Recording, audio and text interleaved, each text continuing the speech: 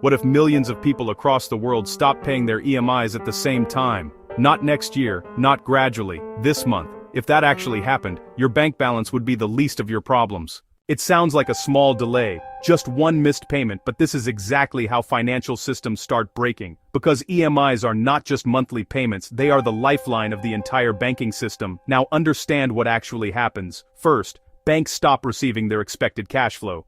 Every month, banks rely on EMIs from home loans, car loans, and personal loans.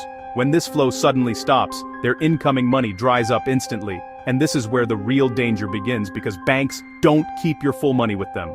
They lend most of it out. So when money stops coming in, but people still want to withdraw, pressure starts building inside the system. Then liquidity stress begins to rise. Banks still have to pay depositors, run daily operations, and maintain reserves, but without steady inflow, they start running short on usable cash.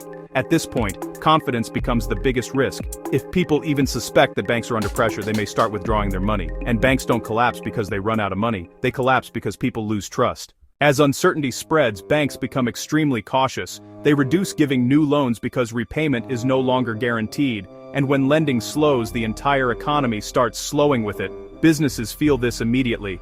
Companies depend on loans for expansion, salaries, and operations. When funding tightens, growth stops, and pressure increases. At the same time, unpaid EMIs start turning into bad loans. Non-performing assets rise, which weakens bank balance sheets even further.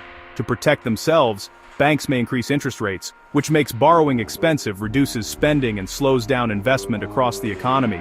Now the situation starts becoming serious. The government and central bank may step in, injecting liquidity or giving temporary relief. But these are not real solutions. They are just ways to buy time, because the core problem is still there. Repayments have stopped. As all of this builds together, economic activity begins to slow down. Businesses struggle, jobs get affected, and uncertainty spreads everywhere. And if this continues even longer, it can turn into a full financial crisis, where multiple banks come under stress and the system itself becomes unstable. At first, missing one EMI feels harmless, even relieving.